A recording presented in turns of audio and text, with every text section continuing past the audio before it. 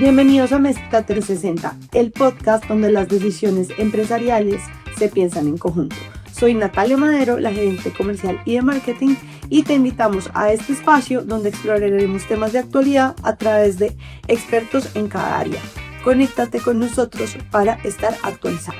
Hola, bienvenidos a Mezquita 360, a nuestra temporada Voces de la Sostenibilidad. Hoy estamos con Rubén Goldstein, quien es el director de Producción y Consumo Sostenible de la ANDI. Bienvenido, Rubén. Hola, ¿cómo están? Un gusto. Muchas gracias por la invitación. Bienvenida, Caro. Gracias. Bueno, hoy hablaremos de descarbonización con Rubén. Y pues, Rubén, para iniciar, quiero que nos cuentes cómo llegaste a este camino, cómo llegaste a la ANDI, cómo ha sido como tu camino profesional. Bueno, pues nuevamente gracias por la invitación. Pues llegué aquí, estudié biología aquí en Bogotá. Luego estuve trabajando y luego me fui a hacer una maestría en Freiburg, en Alemania. Terminé la maestría, hice unas pasantías también allá con la cooperación alemana, con GIZ. Hice mi pasantía también en Brasil, luego volví. Estuve en Alemania, terminé, hice otra pasantía también allá con estándares de carbono, y entonces ya te vas un poco ampliando como en las temáticas que vas profundizando. Siempre empiezas como con el marco más general y después te vas especializando. Ya luego de terminar mi maestría hice una especialización en temas de en temas de biomateriales y bioenergía.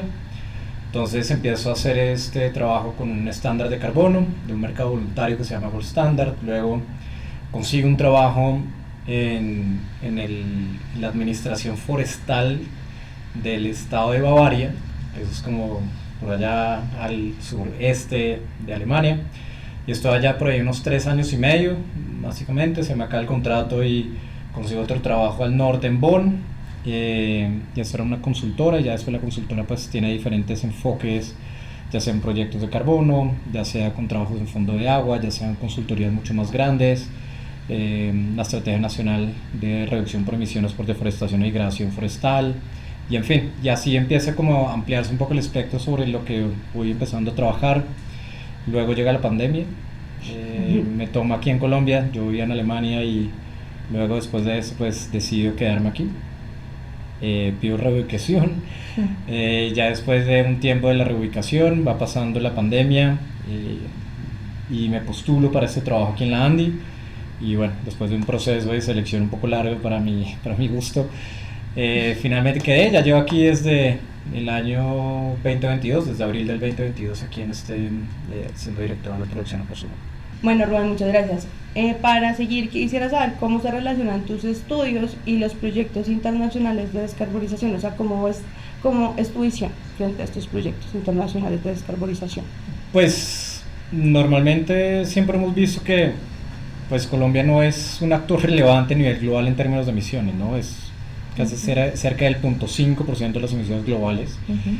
Pero eso no significa que no tengamos que hacer cosas. Eso sería como, no, eso no me va a tocar a mí, pero ya nos está tocando a todos. Y realmente, si yo no contribuyo y si no hago ningún aporte desde mi rol en la sociedad, pues es muy complicado nosotros poder avanzar como sociedad.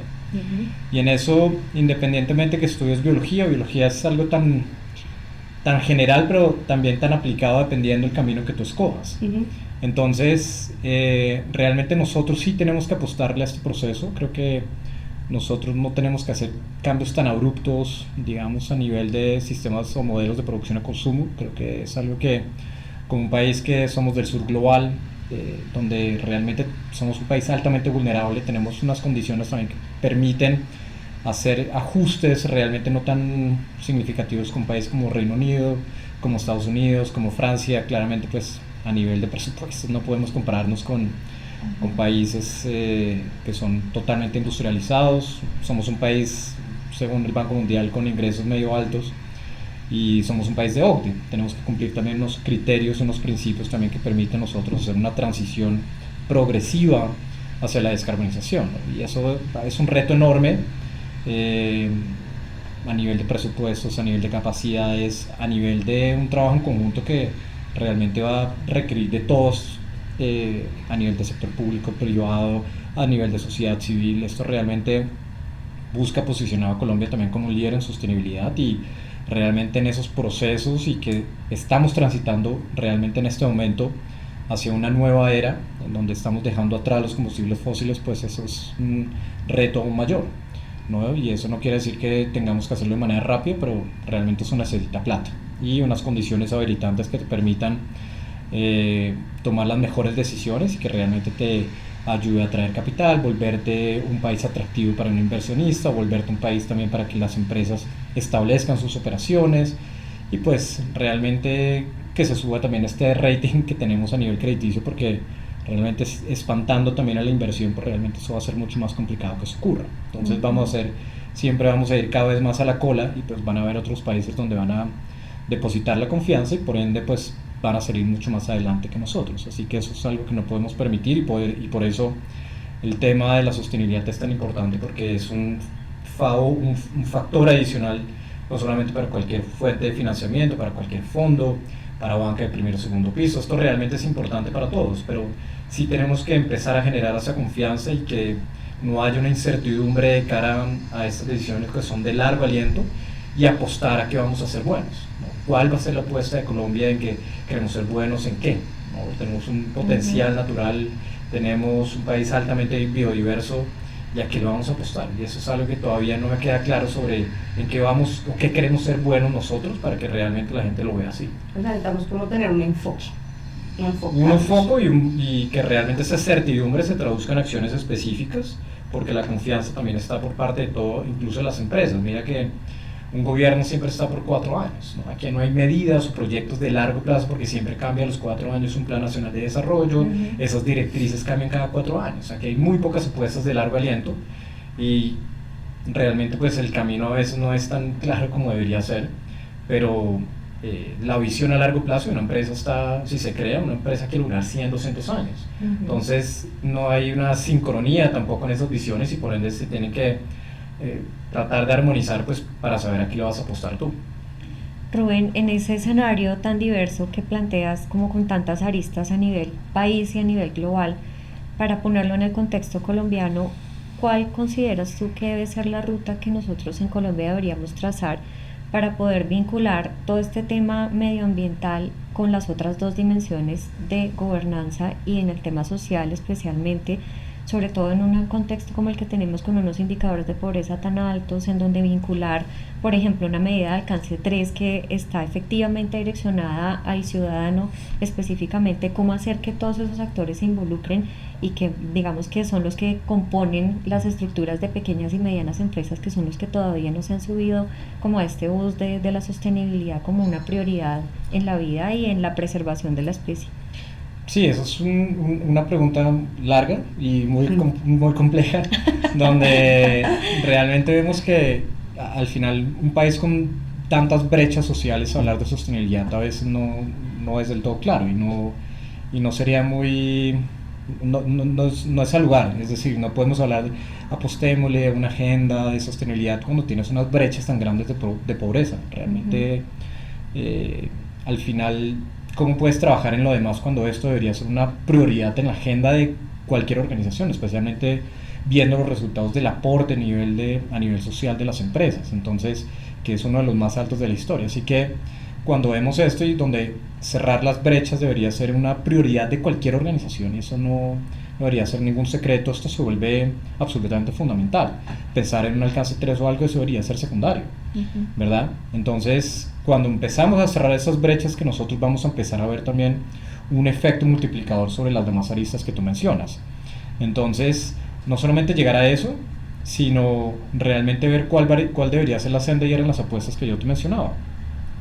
Tenemos unas metas supremamente ambiciosas a nivel de ley de acción climática, una reducción de 51% de emisiones al 2030, ser carbono neutros, ni siquiera cero neto al 2050. El distrito también tiene lo mismo y otras ciudades también tienen como una naturaleza similar. Así que viéndolo desde esa perspectiva, pues son tan ambiciosos que yo no veo que estemos yendo en esa dirección. Tampoco vemos un tema de la agenda ODS, que también está supremamente quedados y que probablemente no se cumpla. Tampoco vamos a cumplir la agenda del 2030 en términos de de Acuerdo de París, y eso tampoco es un secreto, pero la idea es, bueno, ¿y después qué? No cumplimos varios países, ¿qué va a pasar? Exacto. Va a haber un tema de consecuencia a nivel de inversión, no nos van a tomar en serio en banca multilateral, nos van a prestar o nos van a prestar, ¿cómo quedamos nosotros? ¿Va a quedar realmente bien, mal? ¿Cómo quedamos parados también? ¿Cuál va a ser también esa confianza que vamos a tener nosotros como instituciones y también como sociedad al llegar y hacer apuestas que realmente tenemos que, como dicen coloquialmente, patraciarnos y otra vez recular? Entonces, eso también es un tema muy complejo de analizar sobre qué va a pasar. Entonces, hay muchas cosas que están pasando a nivel global sobre, no, mira, ¿se acuerdan la apuesta que dijimos en temas de reducción de plástico virgen? Pues no, ya no podemos porque es que el modelo, el proveedor, que el COVID. Entonces, pueden haber, yo no estoy diciendo que eso pueda cambiar, que tengas que hacer ajustes, que tengas que ser mucho más pragmático y ser menos aspiracional, y eso creo que hay que ser muy crudo en eso. Y creo que a eso deberíamos apostar, a ser muy crudos en el análisis sobre lo que podemos hacer y no lo que nos gustaría poder llegar a hacer. No significa que vaya en contravía de las apuestas, pero tú tienes que tener un horizonte claro y un foco, como tú bien mencionabas, pero al final la apuesta es que tengamos que cerrar esas brechas en nuestra sociedad, cerrar la pobreza y también involucrar a que en esos medios de implementación y en esa distribución de beneficios que tengamos en la sociedad también se vean reflejados en acciones concretas. De lo contrario, todo queda en un discurso muy bueno, pero pocos resultados, pocos KPIs, y realmente pues después estamos hablando de un greenwash puro y duro. Esa era mi siguiente pregunta. En términos de descarbonización real, factible, que ya podamos medir, ¿cómo está Colombia en este momento? Es muy anacrónico la medición como tal.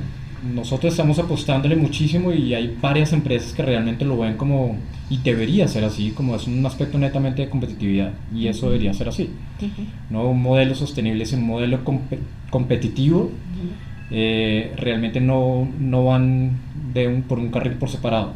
Al final nosotros hablamos sobre cómo tú te posicionas, no es que te lo exija la ley, en muchos aspectos sí, tú normalmente cumples lo que te exige primero la ley y después como dicen, el caballo no salta más de lo que tiene que saltar.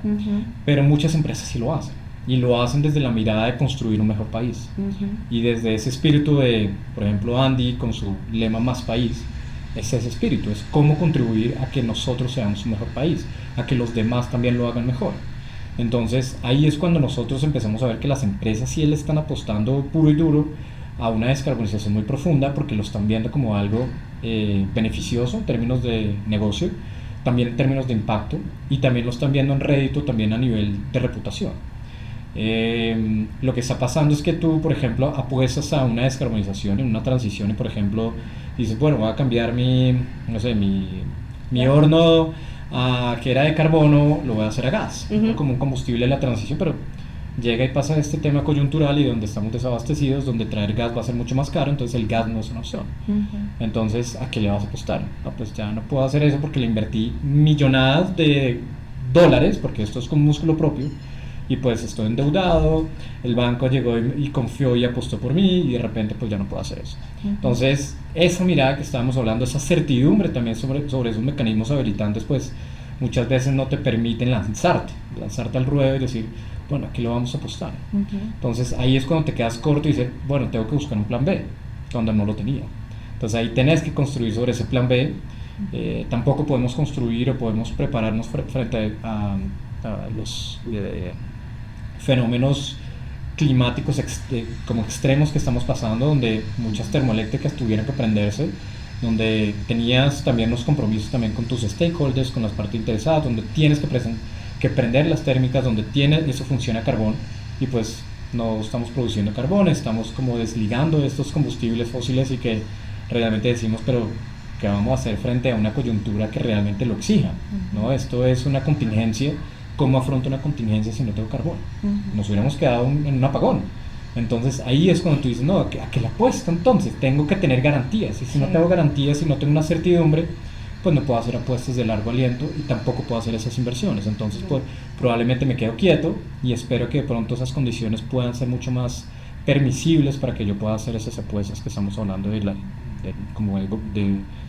un grosor que lo exige. ¿Cómo hacer para vincular? Porque todo lo que estás comentando, pues como dices, precisamente es porque hay un interés, porque hay una voluntad, porque ya se tomó como un enfoque competitivo a nivel de industria y de empresa, adoptar la sostenibilidad como una cultura permanente, pero de toda esa gran porción de pequeñas y medianas empresas en Colombia que todavía no están allí, ¿cómo hacer para llegar a ese discurso que vincule no solamente la misión empresarial, sino también la conciencia de ser humano? Todo como se dice, todo es business. Al final todo es negocio y tú tienes que hablar con números y con cifras. Al final puede haber mucha información, pero tú tienes que saber a qué le quieres apuntar como un microempresario, como un pyme, como una pyme, y realmente entender a nivel conceptual de qué estás hablando, ¿no? Tú quieres una empresa sostenible, pero ¿sostenible en qué? Y tienes que ir detallando, tienes que ir como precisando sobre a qué le quieres Como apuntar. reduciendo ese funnel, o sea, como haciendo eso. Exacto. Entonces tu mirada va haciendo así como si fuera un funnel de cono, conversión. y después tú vas viéndote al final sobre cuáles son tus criterios claros, y no estoy hablando de unos criterios ASG, porque para llegar a tener esa concepción de un criterio pues tienes que haber recorrido un camino. Ujú. Entonces sí tienes que saber exactamente a qué quieres apuntarle. Dos, entender realmente cuáles son esos conceptos, porque todo el mundo habla de descarbonización, pero para ti y para mí puede ser claro, pero para otra persona no. Entonces descarbonización es dejar el carbono a un lado, ¿no? Que me ha pasado. O hacer un proyecto carbono es que tú puedes llegar allá y puedes hacer un proyecto y te dicen, no, pero ¿cómo así? ¿Se van a llevar el oxígeno aquí del bosque? No, tampoco. Entonces la narrativa también, y cómo tú vas explicando el por qué esto es un factor de negocio y por qué tú buscas optimización de procesos, tú buscas también que haya un mejor desempeño en tus operaciones, tú cómo haces para posicionarte también en licitaciones, tú cómo haces para que te vuelvas atractivo para un banco de primero o segundo piso, si tú quieres escalar una operación. Tú al final funcionas como riesgo, ¿no? Todos funcionamos como riesgo, que a ti te suben el cupo de la tarjeta de créditos porque vas pagando, es porque se va reduciendo el riesgo, porque vas diciendo, esta persona es constante, yo le puedo subir un poco más el cupo y me lo va a pagar.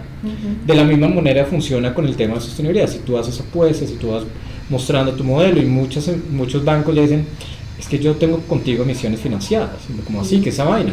No, pues mira, ¿te acuerdas de la huella de carbono que estábamos hablando? Pues bueno, yo estoy haciendo un cambio en mi portafolio, y pues realmente yo tengo que reducir al máximo esa huella de carbono porque es mía. Me alcance 3. Entonces, ¿yo cómo hago para que eso se reduzca? Pues si tú no haces esos ajustes en tu planta, yo no te puedo prestar plata, o te la presto a tal tasa. Pucha, entonces ahí se queda un poco corto uno y decir, bueno, ¿qué tengo que hacer? Y ahí es cuando empieza la discusión en decir, bueno, si no es por un lado regulatorio, pues te lo pedirá el financiero. Exacto. O te lo pedirá la supersociedad en su momento, o si tú eres un agente regulado por la superfinanciera, entonces te dirán, hombre, tú tienes que tener una gestión de riesgo ambiental, social y entonces tú empiezas así, uy, pucha, ¿qué es esta vaina? Entonces empiezas a buscar información, hay mucha información, no toda la información es buena, sí, entonces tenés que buscar quién es la persona adecuada para hacer este tipo de preguntas.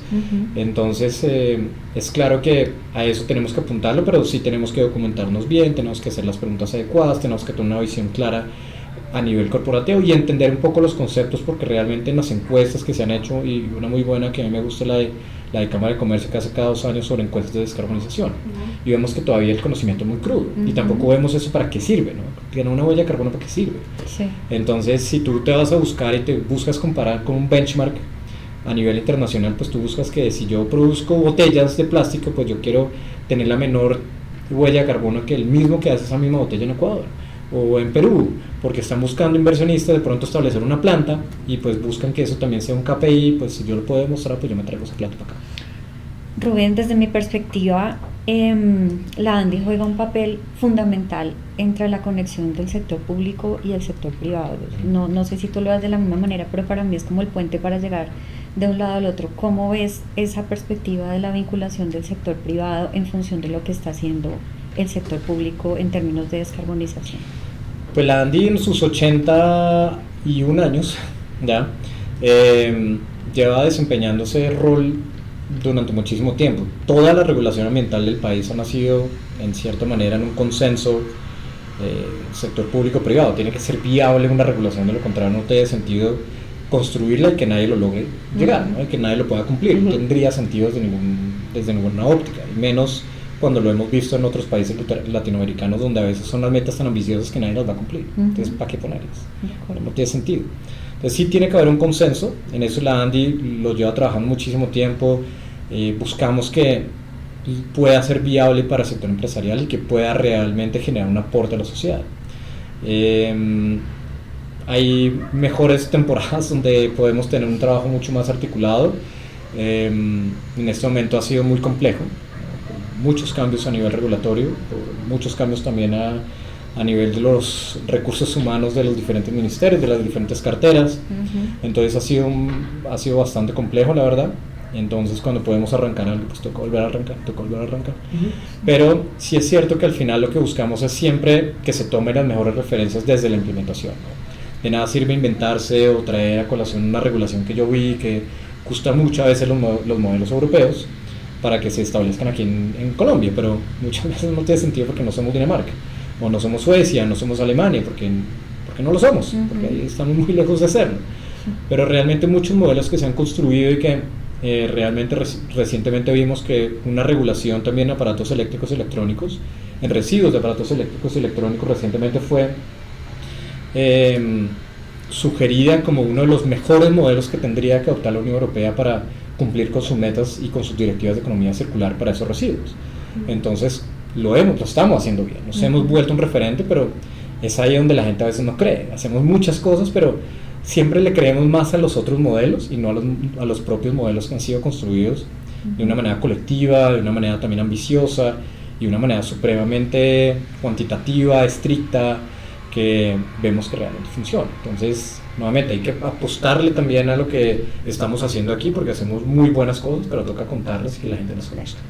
Allí se me viene a la mente preguntarte sobre taxonomía verde, porque también Colombia, digamos que fue uno de los primeros que levantó la mano para decir yo quiero. ¿Cómo vamos allí también en este tema de taxonomía verde? Pues es voluntaria, ¿no? Igual en la Unión Europea sí es obligatoria, aquí es voluntaria.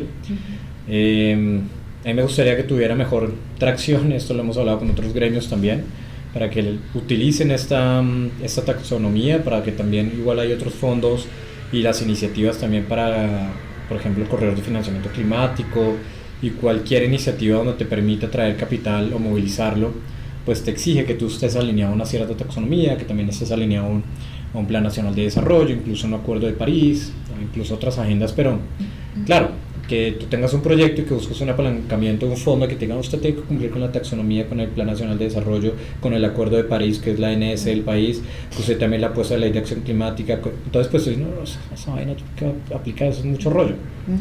Claro, la taxonomía te facilita la conexión entre oferta y demanda, ¿no? Y que no busques y que analicen los proyectos, sino tú ya entrarías como categorizado, pero hay muchos temas que están por fuera. Y por ejemplo una temática de economía circular de la que estamos hablando, por ejemplo, no aparece aparece de manera transversal pero no explícita. Entonces ahí entra un reto muy grande, es como nosotros visibilizamos otras iniciativas que no estén dentro de esa cajita. Entonces sí me gustaría que fuera más utilizada, creo que traería un aporte muy grande también a los proyectos, creo que facilitaría la vida a todo el mundo. Pero genuinamente sí toca hacer algo más, y toca también socializarla y toca saber sobre cuáles son también las ventajas de usarla, ¿no? Para muchos probablemente no lo sean, para mí sí, y creo que para la banca le sería también muy útil hacerlo, y porque realmente fuimos los primeros en Latinoamérica, sino creo que el primero, segundo que lo hicimos, y de las mejores experiencias que se tomaron a nivel global, pues nació la de Colombia, y que está otra vez en actualización. Entonces eso sí sé que van a incorporarlo, y hay otros ejercicios que se han hecho también en pro de que esto también lo articule la taxonomía, pero todavía están muy lentos, y eso es también literalmente por los cambios que estamos percibiendo también a nivel de las diferentes carteras, en que realmente esto también se ralentice y que realmente esto sea, no, pues sabes que de pronto esto sí debería ser obligatorio, ¿no?